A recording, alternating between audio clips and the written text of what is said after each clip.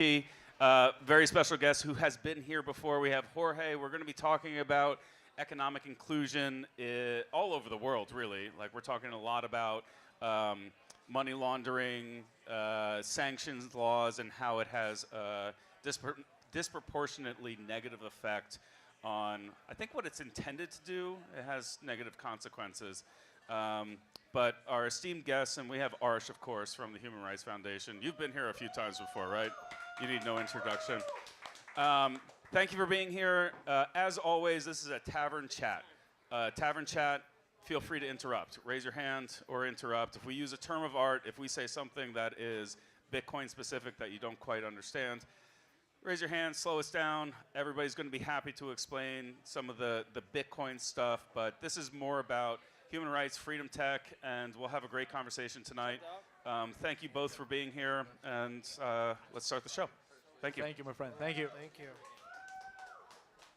Yeah, so you're probably wondering why Jorge is in a suit. We just spoke to some libertarian dudes at a conference. Exactly, In yeah. a suit. That's the best way to describe it. Libertarian dudes.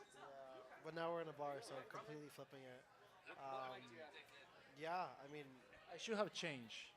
If I knew we had time, I would have changed. Yeah. Dude, stop, dude. you look great.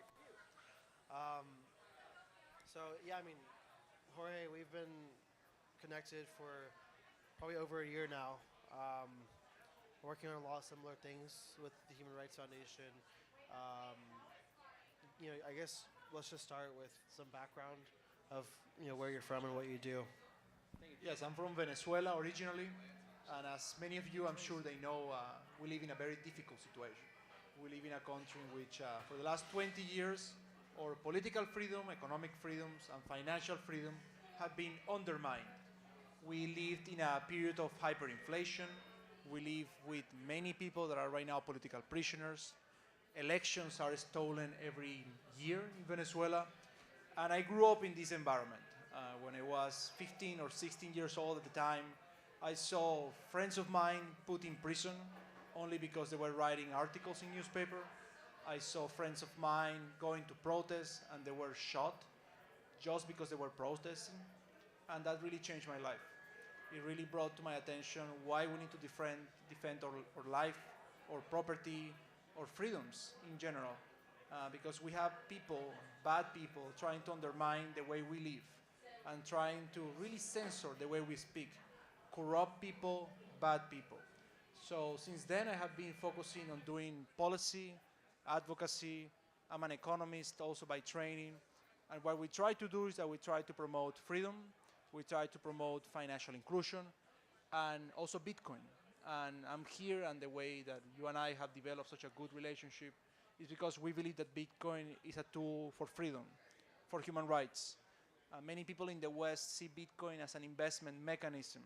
They see Bitcoin as a way to make more money, right? But in places like Venezuela, the way we use Bitcoin is to finance and support activists on the ground that they have no other way to receive resources. Many people also in autocracies, in dictatorships, they cannot even have a bank account because they're activists. So regimes close their accounts. So Bitcoin is really the only way that we can support them. So that's my background. I did university here in the States, first in Florida, then I spent a bit of time at Stanford, then I went to Europe, and I spend really a lot of time here in the US because I find people that are really committed to the ideas and people that are really more entrepreneurial than any other country. So that's why I'm here, and that's my background. Yeah, the mic's echoey, so we'll share. But as you can tell by his introduction, he has no idea what he's talking about. No, I mean, he's very qualified. I mean, so look, you mentioned the background of Venezuela, the history. Some people might be familiar. But why don't you just walk us through what the past quarter of a century has looked like under Maduro? The past 30 fraudulent elections. Like, just give some color of what that's looked like and how Venezuela was before versus after in just this short amount of time. Yes, Venezuela, for those that do not know, was 30, 40 years ago a very democratic country, was a relatively rich country. Uh, Venezuela was a country of opportunities, actually. In the 1970s, Venezuela was among the 20 richest countries in the world. Between 1920 to 1980, Venezuela was actually the country that grew the fastest in terms of GDP per capita in the world. Venezuela had a GDP 2.5 times bigger than the Latin American average. And Venezuela was a democracy while other nations in Latin America were dictatorships or they had civil wars. And then everything changed. People were very disappointed with the politicians. People were very disappointed with the system. So they elected an outsider. And then this outsider took this mandate to this power and actually created a dictatorship in Venezuela. What we have seen in Venezuela is that they totally destroyed the political institutions. They totally destroyed the economic institutions. From the political sense, they destroyed the rule of law. So there is no division between the judiciary, electoral system, parliament, executive branch. Everything is controlled on one person, which is the head of the Socialist Party. On the economic front, they destroy every single area of freedom. They took away private property. They nationalized almost all agriculture, industry, businesses. They took away prices. So at one moment in Venezuela, there was a universal price controls in which everybody had to comply. My family is family of business people. So I remember one day they all had to go to the businesses and literally rewrite all prices using the mandate of the government. Otherwise, they will go to jail. But of course, the prices they had to put were prices that were below the profit level. So all gone, all economy destroyed in that way. And they impose production quotas, and they impose restriction of currency controls. They create hyperinflation. At one moment, we reached a 10 million% hyperinflation in Venezuela. So people's salaries were totally dilapidated. And because of that, people want change. People want real change, but there is no fair election in the country. Give an example of, the currency just getting absolutely demolished, right? I mean, you were telling me before, it's like an example where, I think your friend was like a school teacher, right? And she, or maybe this was someone else who told me the story, but like her annual salary post-inflation was like enough to like buy her a single meal. Yeah. There's many such cases. Yeah, a friend of mine I was telling you about the other day, where I told you in Brazil. Yeah. A friend of mine, a teacher, by the end of the month, her monthly salary, because of inflation, was just enough to buy a package of gum. That was only enough to do so, because inflation was so high that salary was not keeping up with it. Yeah. No, I mean, we say 10 million% inflation. The Bolivar has lost 14 zeros under Chavez and Maduro, but it's like you can't even comprehend what that means, right? So, I mean, those examples really add some color for sure. But yeah, I mean, even before, in the past 25 years, about a quarter of the population has just fled the country, right? And this is either more or equal to a lot of war zones, right? Syria, Ukraine, other war zones. And that's completely insane because Venezuela used to be somewhere that people would actually seek refuge to. Yeah. It used to be very, very, very prominent, very known in South America because of their oil, because of other resources. I mean, how it just goes to show how dictatorship can just flip a switch over the course of 50 years, Yeah, exactly. Venezuela used to be a country in which people used to move there. So people, for example, escaping wars, they were either moving to Venezuela or to Canada or to the US. Both of my families, from my father's side, we are Lebanese. From my mother's side, we are Italians. So both of them escaped wars and they went to Venezuela. Now it's completely the opposite. 8 million people have left the country. Roughly 25-30% of population have left, and there has been no war. It's not that there was a war, a civil war, nothing. Just bad politics, bad economic mismanagement of the economy, and total destruction of the way civil society should work. 30% of people have left or something like this. We have right now, 80% of people in poverty, malnutrition. It's the biggest humanitarian crisis in the history of the region. It's the biggest economic collapse in the modern history of the Western Hemisphere. And it's just a tragedy because it's a country with a lot of resources, good people, hardworking people. I mean, we have people here from Venezuela. We have people here like Frank, who is American but lived in Venezuela. And it's good people, hardworking people with a lot of potential, with a lot of innovative thinking.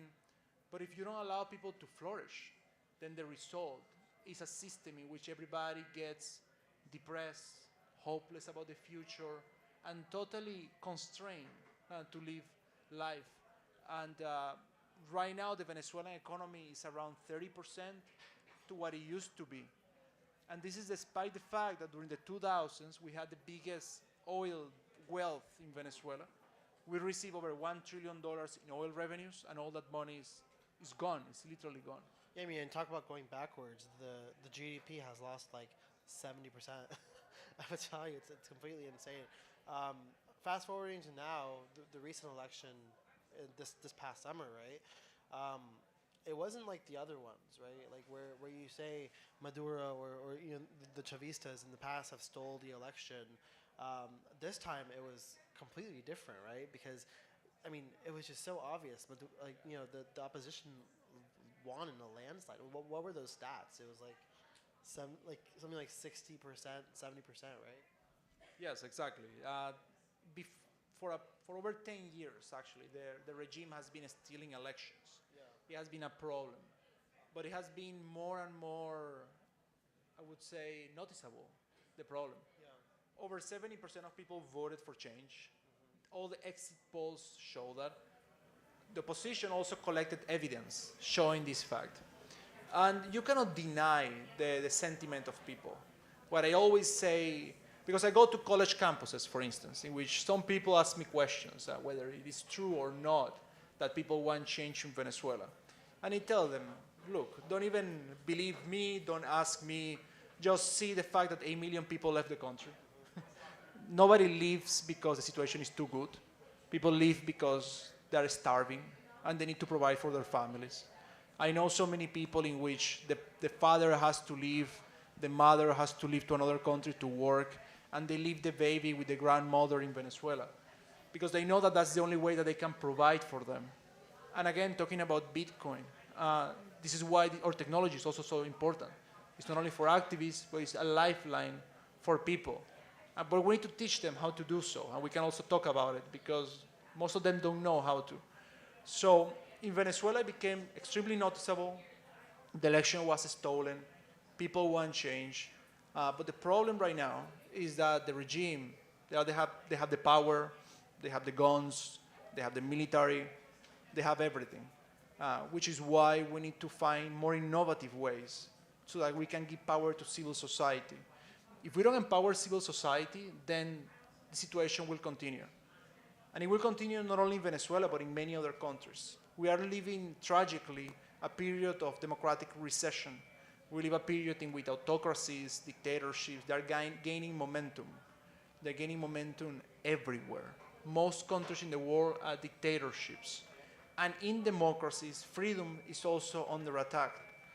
And the way to do it, I always say it, is through technology and through policy reform, policy work. And in the case of Venezuela, we need to empower young people because right now the political situation is so close, it's so difficult that we need to really bring technology to see if we can spur some changes. Yeah, I mean, and even post-election, right? Like going back to how it was, it just seemed different from the recent ones because, I mean, all hell broke loose. Like people started retaliating and protesting, and you know, as a result, they were. I mean, not only did the regime, you mentioned, blocked Signal, and like how do you do that? Like blocking Twitter just like that? I mean, Yes. We have a question from Thomas. Just a quick comment. Arsh, put this on your chin. It's going to help. okay, I'll little talk bit like closer. this. And So, yeah, exactly, the election. In Venezuela, the difference also fact about this election, well, mentioned about the consequences. People, when they saw the election was stolen, they went to the streets. They went through the streets spontaneously. So they were not organized by anybody. They just wanted to show how tired they are. Because for many people, this is life or death. If the regime doesn't change, they know that they will not be able to get out of poverty, have a better life. Many of them know that they will never see their family members again. So it's really frustrating situation when they see that they cannot make any changes. So on that sense, Maduro, as you mentioned, block Signal, block X, try to isolate people even more, try to uncommunicate people even more. And then they also use Chinese technology to identify people's faces, so they can also put people in jail. 2,000 people went to jail in the aftermath of the election, a lot of young people. On the other hand, we have people like us that were supporting activists on the ground through Bitcoin, that were supporting activists on the ground so they can organize things, so they can support themselves. So it became, in a way, a technological battleground, this election. And my theory is that in 5 years, it will become even more of a technological battleground. And if we don't win that battleground, we will not be able to ever win in Venezuela. I mean, the protesters in the opposition, like why Bitcoin? Why couldn't we just like PayPal them? You know, like I mean, you know, talk more to that, because I mean, people obviously they had their bank accounts frozen and cut off by the regime, right? Yes, this is very interesting that you mentioned, because first of all, people in places like Venezuela, most people don't have a bank account. If you are activists, even less. You cannot open a bank account, you cannot keep a bank account, and if you have a bank account, it's almost a surveillance mechanism. That's taking this. Second, NGOs, they cannot have bank accounts. You cannot open a PayPal, you cannot open any kind of regulated financial instrument because of bad regulation in the US, to put it simply. To put it simply, Thomas was mentioning bad regulation that makes everybody extremely risky for banks and financial institutions. Anti-money laundering regulation, know your customer regulation. These regulations that are aimed to improve people's life and to protect financial integrity, what they're really causing is extreme problems for society. They are financially excluding people. People from Venezuela, they will never meet the standards to even open a PayPal account. It's extremely difficult, even open a bank account, even less. Humanitarian organizations that work in places like Venezuela and are based in the US all the time have financial problems. Activist organization, humanitarian aid organization, foundations, they have all these problems. So the only way, actually, to have total freedom and to move your money and to protect your money is Bitcoin. This is something that for many of you is understandable, but imagine when I talk this with politicians, with policymakers. We had met in the Department of Commerce, we had met with the Treasury, with the State Department, in the European Parliament, everywhere. And the perception they have about Bitcoin is completely different than the reality that we bring to them. They think that Bitcoin is used by a minority of people, either, let's say, financial speculators or even people who do illegal activities. And what we tell them is that the vast majority of the world is actually a silent majority of unbanked people. People don't have bank accounts. This is the reality. Let's set aside political people. In a place like, let's say, Latin America, let's talk about not Venezuela, let's talk about Ecuador, a democratic country. Officially, the statistics, you have only 40% of people with bank accounts. But if you see bank usage, people who use bank accounts for a transaction, it goes down to 12%. People don't have bank accounts because they don't meet the standards. And I have interviewed many people.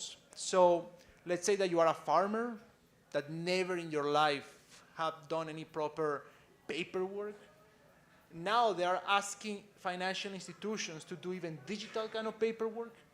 It's just impossible for people to comply on this. Yeah. And in the US, the problem is that many minorities, for example, vulnerable communities. They cannot open a bank account because the risk profile becomes too high for financial institutions. Immigrants, very difficult for them to open a bank accounts. I mentioned non-profit organization, but I also want to mention entrepreneurs working on cutting-edge technologies. They themselves had difficulties opening bank accounts. Opening bank accounts or also doing more sophisticated financial transactions because of bad regulation proposed by the US especially. Yeah, I mean, and it's by design, right? Because not only do you have high barriers and a lack of creditworthiness because the bar is so high that only like politicians and rich people can open bank accounts. You just don't have the infrastructure either, right? But Bitcoin fixes that. And the biggest opposition was also cut off, right? Yeah, exactly. So it's just like it's obviously happening to people who push back the most. Yeah, like the opposition, they cannot have bank accounts. It happens in other countries, and it has happened in democracies. We saw the case in Canada, for example, with the people that were protesting the Trudeau government, and the bank accounts were closed. So this is a situation that can happen in any country. It can also happen because you can lose your bank access not only through direct government exposure, but it can also happen through other mechanisms that can even be created by private actors. Yeah. And that's even more complex, but also Bitcoin solved that issue. Yeah, I mean, post the recent election at HRF, we launched a Venezuela Solidarity Fund, and we're able to funnel a lot of Bitcoin into the country, which is you wouldn't be able to do it before. I guess coming back to go ahead. Can I interrupt for another quick question? So I want to go back to what you said before, 70%, right, in support of the opposition voters. And, admittedly, this question is probably coming from a place of ignorance for how this is, in effect in other countries. 70% is a huge number, right? We're talking about people that are in military, the police force, relatives in government, and things like that. What happens in Venezuela and other countries like this where there is an overwhelming majority for change and to effectuate change, and there is 30% that maintains control? What do the first 2 weeks look like after the election? How does it grind to a halt? How does that situation continue? We kind of had at least some glimmers of that around this election in 2020. Less so in 2016. Maybe you go back to Bush v. Gore. There was a little bit of that stuff here in America, and that's where I guess some of the ignorance comes from in this question. But 70% is a huge number. This started to have enough noise leading up to the election, through the election, just a week or two ago. I don't know. I don't have a great grasp of time. How long was that ago? It feels like years at this point. But that's a staggering number, right? 70%, you have friends and family in military and government, police. How does that persist in Venezuela? That's a very good question, actually. And it's a good question. You mentioned ignorance. No, it's not about ignorance in the sense there are people who dedicate their life to studying these issues, and because it's from my perspective, not understanding the differences between what that. Just to clarify, No, but I mean it's a good question. I don't have visibility into that situation. I don't fully understand that situation. I'm sure it makes sense on the ground in some capacity, but I see a number 70% in support of change. How does that not push through and effectuate that change? Yeah. I want to add, can I add some nuance to it, if you don't mind? Yeah. You mentioned, I think it was important that you mentioned, so people he's talking about you have family, you have this, you have people in the military. Yeah. I think as you respond to the question, I think it is important to understand the significance of the military in Venezuela and what that means to the Maduro regime, because I think that's part of the answer he might be looking for. I don't know, this is from, again, my limited knowledge of this situation, but I think that seems like it might be part of the equation when it comes to, yeah.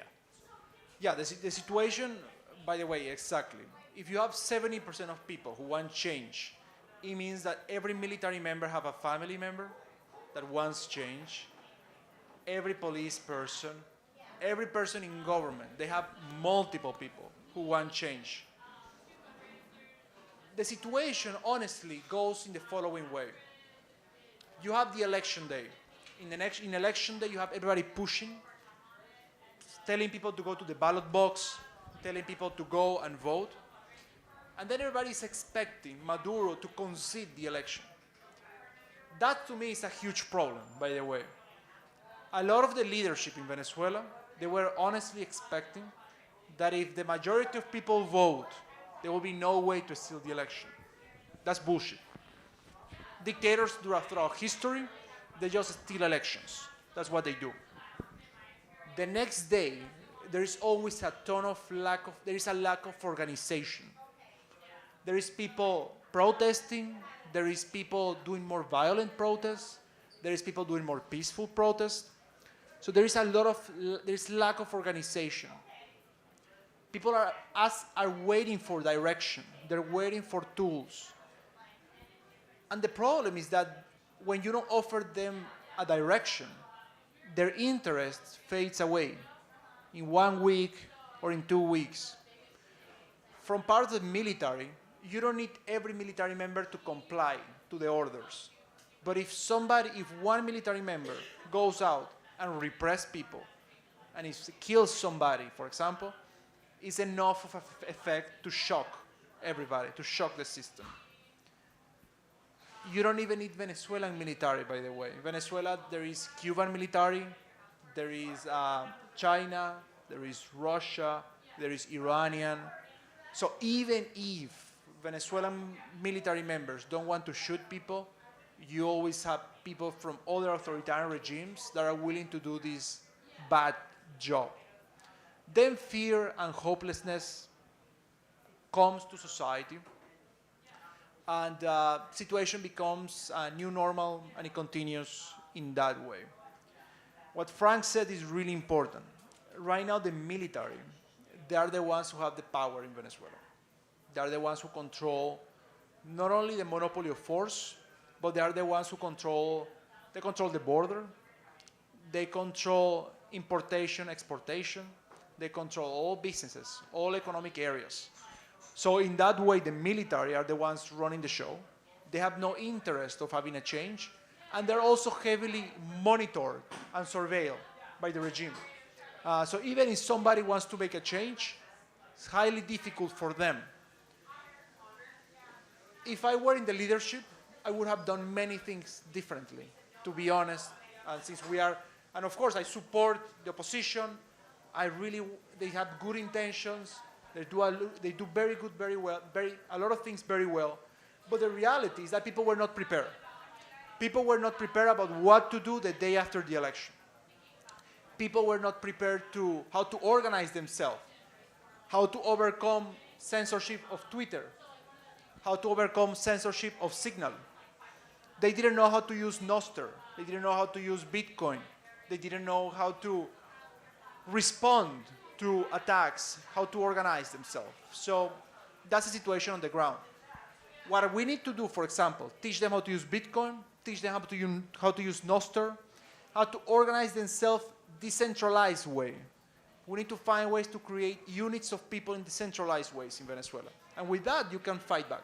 Yeah, I mean, assuming you have the leadership and the know-how to educate people on the ground to use Bitcoin and to use Nostr, obviously we know Bitcoin's unstoppable, but the regime can still find ways to hinder its adoption, and they are, right? They're blocking exchanges, they're cracking down on Bitcoin mining. How's that looking more recently? Yes, the regime has cracked down on Bitcoin mining because for them it's a pretty good business to have Bitcoin mining for themselves. I feel like some history, it might be worth touching on some of the history there because it's understanding electricity in Venezuela, right? Electricity in Venezuela was subsidized by the state. So you had people like Mauricio from Ledin, his brother was mining Bitcoin for free. I don't know if you could provide some context, but what ended up happening? So it was sort of a lifeline for a little while because you could plug in, a miner, be earning some Bitcoin without it having any overhead expenses.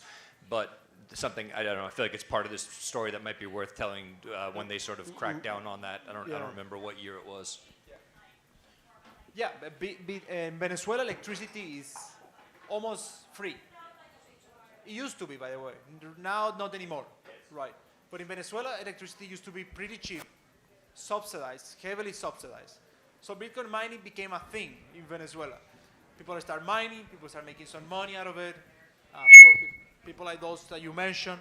And then the regime found that it's a pretty good business. So they cracked down on miners. And right now, the only mining that is going on is run by the military, actually. So if you go inside some military fortresses, I have received pictures, big mining operations inside military fortresses. So that's the situation on that regard. Yeah, I mean, and Mauricio's story is especially interesting, given that they just started plugging up miners to mine Bitcoin, and eventually, got busted for it, right? And then they were able to escape using Bitcoin and start a company. Yeah, very very great early on story. What about the exchanges? Same thing. Like, I mean, if you are from Venezuela, it's very you cannot use exchanges. Like, you need to do self-custody. That's the only way. And it's again, like, talking about peer to peer. Yes, and talking again about exchanges. If you are an exchange, you are regulated. If you are regulated, you have to comply to financial regulations in the U.S. Financial regulations in the U.S. are the ones enabling regimes to access your privacy and your data. So I cannot, for example, provide money to people through exchanges because then their identity can be undermined. The regime could know technically who I'm financing and how much money I'm giving them, which compromise their safety and my ability to operate. Yeah, and obviously I want to touch on remittances as well. Going back to like the economical part, right? Like if you wanted to send money back to your family in Venezuela, first of all, it's very difficult, right? Because making an international bank wire just in general is very hard.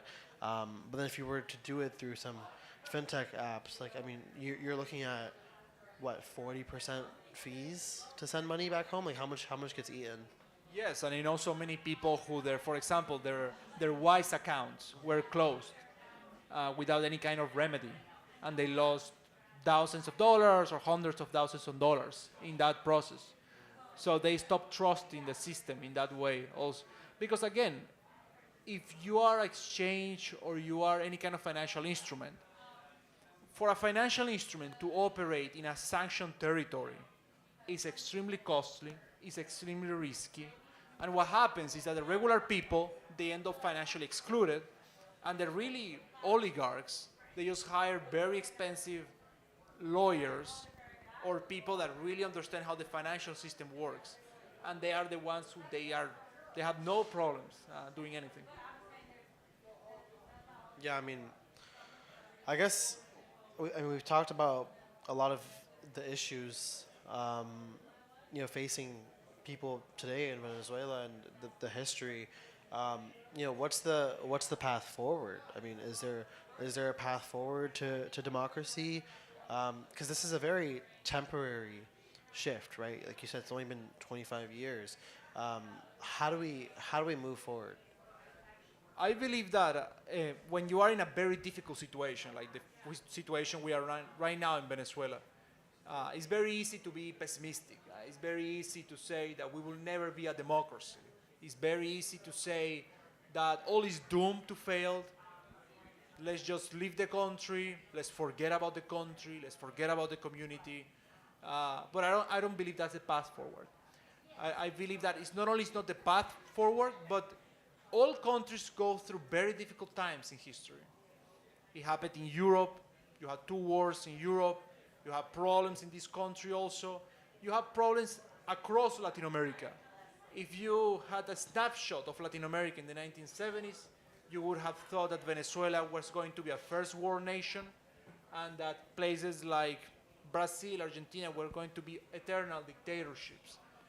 History is not linear. History is what we make of it, the decisions that we make every day.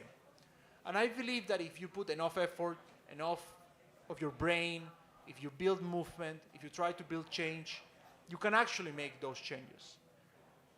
That 70% of people that want change is still there, waiting for directions, organization, instruments, so they can make changes.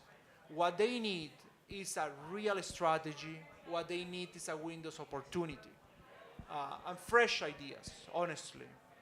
People, we are young people, so we are the ones who have more innovative solutions to problems. That's what we need to provide. And there is a path forward because dictatorship by themselves, they destroy their economies. They destroy their political systems. They create so weak, fragile systems based on fear, based on corruption, based on silencing people. We have tools to prevent that. We have tools to change that. And I believe that if enough people commit themselves to change, change will come. I'm sure it was extremely difficult for somebody after World War II in Europe to envision a free Europe. I believe it was extremely difficult for somebody living under racial discrimination in countries like the US to believe in a different kind of future. But all these people fought. They fought really hard. They fought for their communities. They fought for their family members. They fought for the people that they love. When I was 15 or 16 years old, I saw a friend of mine going to jail, friends that I went to high school with them, friends that I used to play tennis with them. They went to jail simply because they were protesting. I will never forget that. I will never forget their family members, their parents, crying outside the prison. I will never forget that. And if enough people are like me, and they don't forget it, and they work really hard, and they study really hard to make a change, I believe we can make a change. Here in this room, we have very talented people. We have people like Win, for example, or from Burma. Your story is exceptional. If we have more people like you, and I think we have in Venezuela, what I want is to bring them together, so we can work together, so we can make changes. And if we can do that, eventually we will make them. It will be extremely difficult, extremely painful. Many people will go to jail. Many people will lose their bank accounts. It's just the smallest thing in the world compared of being tortured in a place like Venezuela. But we are willing to do it, and we are willing to fight for it because we only have one life in this world. There is no second chance. There is no another kind of opportunity. So right now, in this moment, the best effort that I can make is this one. We have in a very bad situation, but we have a very good opportunity. We have a very good country of good people, and that's what we will fight for. Maybe we will not succeed in the short run. Maybe the situation will become even more difficult, but we need to keep fighting. We need to keep grinding. I think that's the mentality that we all need to have in life, by the way. Life is so complicated. The more that you experience life, the more you realize that to have anything good, you need to really fight for that. Nothing is taken for granted. And if somebody gives you something and you don't fight for it, you don't enjoy it either. So maybe it's a blessing, the situation that I am. And that's the way I like to look at it. So that way you are motivated every day to work really hard. And at the same time, even if I don't make changes in my country, I really hope that these few minutes that I'm spending with you gives you perspective at the same time. You live in such an important, such a good position compared to 99% of the world. Somebody that comes from a very poor country, let's say in Africa or in Latin America, they have 1% of the opportunity that you guys have here. With all the problems that exist in this country, you have very good opportunities. So have this perspective, motivates you, motivates you to really work really hard for yourself, to support people in other countries, to support people in more difficult situations. And I think if my voice can also become a source of motivation, perspective for people like you, then that's also something very good that I'm doing tonight. Tonight and in the panel that we have this afternoon, because many people have no idea. So sometimes when they face problems that for them are gigantic, these problems are really very small compared to problems people in Venezuela. I cannot imagine how hard it must be to be a father in Venezuela, and you need to leave your wife, your children, understanding that you will never, maybe you will see them in 10 years. Imagine this feeling. It must be so heartbreaking to be separated in that way. But they do it understanding that that's the only way to feed their children. They have no other option. They have to take a bus, and they have to go to Colombia, and they have to work. Salaries in Colombia are still bad salaries, but it's better than in Venezuela. And the problems that I have in my everyday life is nothing compared to a situation like that one. So I think that every fight is worth giving, and as long as we are fighting, we have a chance. Yeah, very well said. I'm just going to end on one last question, and it's related to, seeing a path forward for a democratic Venezuela. But of course, bringing it back to Bitcoin, right? How can Bitcoin play a role? I mean, we know it will in a democratic Venezuela. Like in a recent interview with opposition leader Maria Corina Machado, she said that she's very hopeful for the role that Bitcoin plays, and how it could be used to restructure. So I guess just ending on that note, if you want to comment on that. Yes, I mean, to be, for example, very precise about the things that we are particularly doing. Next year, we're going to launch a program we call Victory for Venezuela, which have 3 phases. First one is we will launch a Freedom Tech Academy in Venezuela. Our goal is to teach 500 leaders on how to use Nostr and how to use Bitcoin. We want to build this because we see that leaders in Venezuela, they don't understand how to use it. They have great activist capabilities, but they don't know how to use Nostr. They don't even know Nostr exists. And super smart. It's not like I've met these leaders. They're very smart. It's not like it's a hurdle to use it. It's just the lack of information, right? They don't know it exists, right? So we need to build that. We will build something we call Ambassadors for Liberty, which are Venezuelans outside Venezuela. So they talk to their politicians, to their congresses, to their thought leaders, and they can also spread the message of a free Venezuela and help us push back so that other countries have a way stronger stance against Maduro. And the third thing we have to do is to connect people that are developers in Venezuela with also developers outside Venezuela, and also energy experts, economists, and people in the movement. Why? Because we also need to identify who are the brightest minds inside the country, empower them, and put them in touch and in a position to succeed. If we work together in this agenda, I believe we will be a step forward towards a better future. We need to really empower civil society. I cannot stress this enough.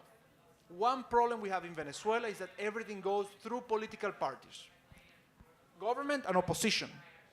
I'm good friends with everybody in the opposition. I work really well with all of them. But political parties, they have their own dynamics, incentives, structures. We need to have civil society, young people, and that's what we are trying to build. It's not everything to make a change, but it's one step forward. It's to give tools to people. Right now in Venezuela, we never had any effort to give instruments and freedom tech instruments to young people. We are in the position to do so because I have well connections, I know who to bring, I know with whom I need to talk to, so let's make it happen. Yeah, I mean, we'll be right alongside you to make that happen. Well, we can open up for questions, but I just want to thank Jorge for all of his insights. Thank you. Thanks to you. Thank you. All right, so I have a question. There was a meme. I don't know if it was a meme amongst like the Bitcoin community and Twitter. Venezuela is energy rich, electricity rich, and people were mining Bitcoin for an extended period of time, you know, ages ago, at least in Bitcoin terms, right? We're talking about like 2017, yeah, 2018, 2019, there was all this chatter about like, you know, Bitcoin miners are using free electricity in Venezuela to mine Bitcoin. There was some of that, right? There were like some people that had, you know, S9s and they were buying them, you know, for, you know, pennies, things like that, bringing them to Venezuela and mining. It seems like that was short-lived. Did that create some sort of cottage industry? Is there like, what does the underground Bitcoin community look like? Is that growing? Is that robust? Did they leave? Like, what is the Bitcoin miner community? Was there truth, I guess, to that, you know, the origination of that like narrative? Was there truth to that originally? And if there was truth, is it still there? Is it still thriving, growing, or did it sort of dissipate? You mean that it was, if it's true, the fact that they were mining cheap energy and free energy in Venezuela? Yes. Yes, in Venezuela, energy was almost free. In Venezuela, because of public policy, they heavily subsidize energy. They subsidize electricity. So mining in Venezuela was free, almost. The way the community is right now is heavily decimated. If people made money in Venezuela, they left Venezuela. Unless you have some kind of government connection. But if you are an entrepreneur and you want to make money and you want to live a good life and you made good money, thank God, with Bitcoin mining, then they left the country. The overall Bitcoin community, underground, it exists. There are many people using it. They're very silent about it, but it exists. And what we want is to make it bigger. And we want to connect it to the political world. Right now, they're totally separated. They don't talk to each other. They don't exchange information. They don't trust each other, which is very important. But we need to make that happen. But yeah, it is true. In Venezuela, energy was totally free, totally cheap. Of course, energy was all the time fading away. Also, you have blackouts everywhere. But if you manage to know where to put your mining operation, you could make a lot of good money there. But that, I think, stopped in 2017 or so, when all this stuff start happening, when they start cracking down on mining. Thank you. Any questions? Yes.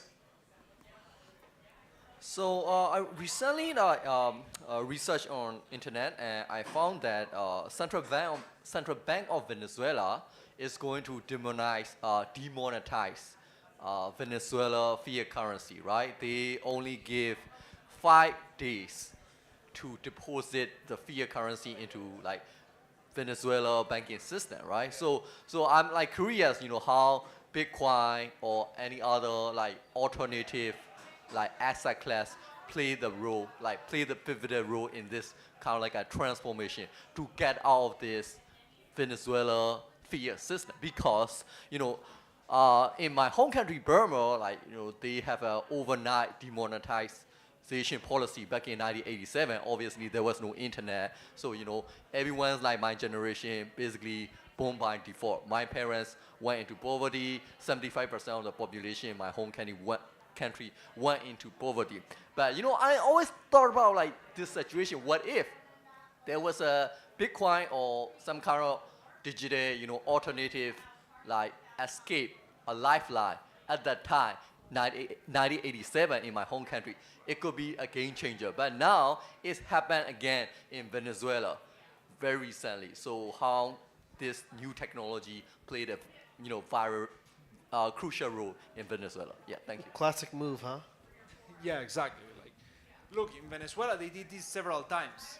Several times they told people, look, if you don't give away your currency, it's worthless. You need to just put it on banks. And just as a side note, what happened, I remember in 2018, which was one of these occasions, people put their money on banks, they start producing currency. So the transactions of credit cards and debit cards increase to the point in which the financial system could not absorb all these transactions. What was the regime response? They put in jail the executives of the credit card companies. One of them was the best friend of my father, and he actually went to jail because of this reason. Total insanity from part of the regime. With Bitcoin, many people use it. Yes, they use it to escape the system, to overcome all this madness.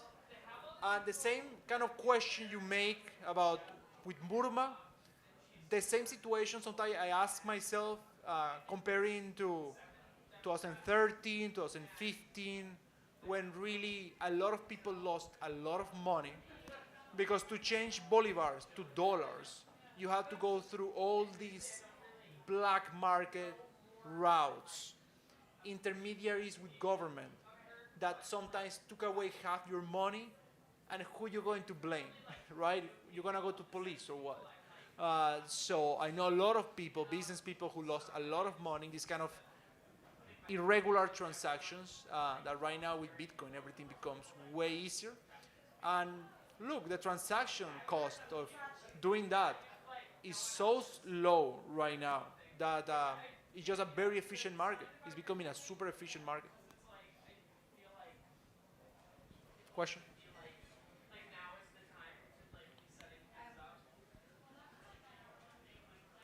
So is there anything we as individuals can do to help in any sort of way? Yes, of course.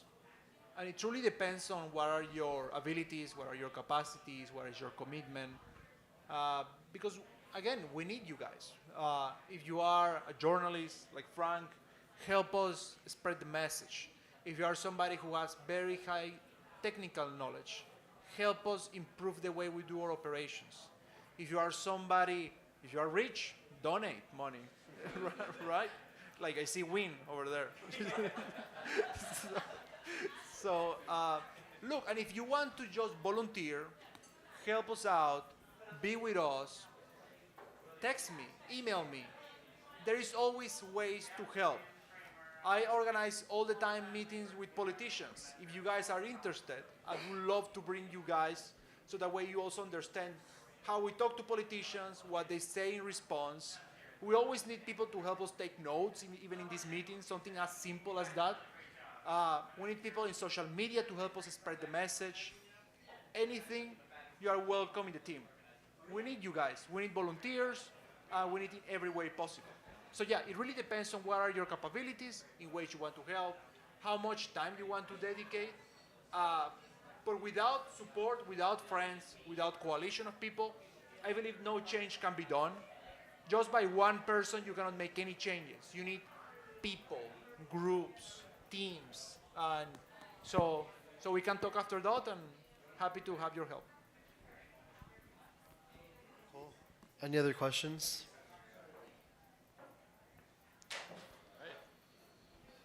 I think that's it. Thank you, Jorge. Thank you, Jorge. Thank you.